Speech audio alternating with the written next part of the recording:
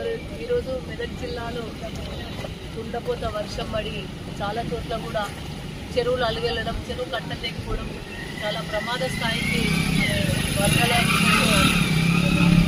జిల్లా యావత్తు కూడా రెడ్ అలర్ట్ ప్రకటించే విధంగా దారుణమైన పరిస్థితులు కనబడతా ఉన్నాయి.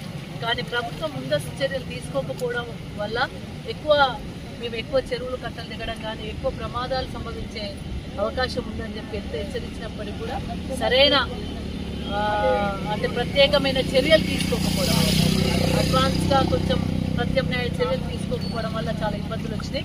ముఖ్యంగా చెరువు కట్టలు దిగిన తర్వాత రోడ్లు తెగిపోయి రాకపోకలు బంద్ అయిన సందర్భంలో ప్రజలు చాలా ఇబ్బంది పడుతూ ఉన్నారు.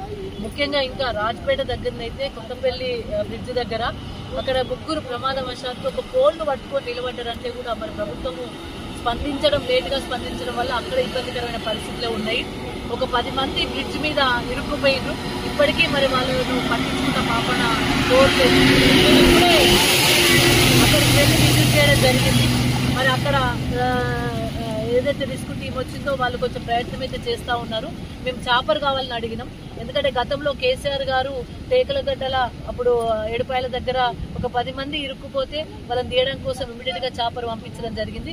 ఇప్పుడు కూడా వాళ్ళని రక్షించడం కోసం, వాళ్ళ ప్రాణాలే ముఖ్యం కాబట్టి ప్రాణాలు రక్షించడం కోసం చాపర్ కావాలని అడిగినాం. ఇప్పటి వరకైతే చాపర్ రాలేదు. అయినా సరే రిస్క్ టీం అయినా సరే కొంచెం తొందరగా వాళ్ళను బయటకు తీసుకొస్తే బాగుంటుందని చెప్పేసినాం.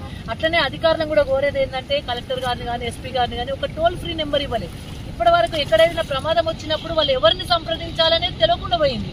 కలెక్టర్ గారు జిల్లా ఆఫీస్లో ఒక టోల్ ఫ్రీ నెంబరు, మండలాల వారీగా టోల్ ఫ్రీ నెంబర్ ఇచ్చినట్టయితే ఎంపీడీఓలు ఎవరైతే ఎంఆర్ఓలు స్పందించినట్టయితే ఈ పరిస్థితి రాకపోయింది. చాలా చోట్ల ఇల్లు కూలిపోయింది, చాలా చోట్ల రోడ్లు అయిపోయినాయి, చాలా చోట్ల ఏవైతే చెరువు కట్టలు తెగిపోయి ఊర్లకు ఊర్లు ఇబ్బందికరమైన పరిస్థితులు వచ్చినాయి. అయినా మరి ప్రభుత్వం అయితే సరైన పద్ధతిలో స్పందించినట్టుగా మేము భావించట్లేదు. ప్రజాప్రతినిధులు కావచ్చు, ప్రభుత్వం కావచ్చు సరైన రీతిలో స్పందించడం లేదు. ఇప్పటికైనా అలర్ట్ కాండి. ఇంకా ఉంది వర్షం, ఇంకా 4-5 రోజుల వర్షం ఉన్నట్టుగా వాతావరణ శాఖ హెచ్చరికలు జారీ చేస్తూ ఉన్నారు. అంత హెచ్చరికలు వచ్చినప్పుడు కూడా మీరు పట్టించుకోకపోతే ప్రజలు ఇబ్బంది పడతారు. నేను ప్రజలను కూడా రిక్వెస్ట్ చేస్తా ఉన్నాను, దయచేసి మరి ఇట్లాంటి ప్రమాదం జరిగే అవకాశాలు ఎక్కువ ఉన్న సందర్భాలలో వాటర్ ఉన్న ప్లేస్లకు కొంచెం వెళ్ళడం తగ్గించాలని చెప్పి కూడా రిక్వెస్ట్ చేస్తా ఉన్నాను. అన్ని చోట్ల అలర్ట్ గా ఉండాలి.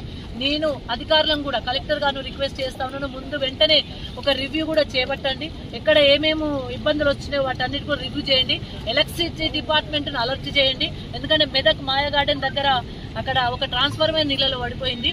అదేవిధంగా వైద్య శాఖను కూడా అలర్ట్ చేయండి.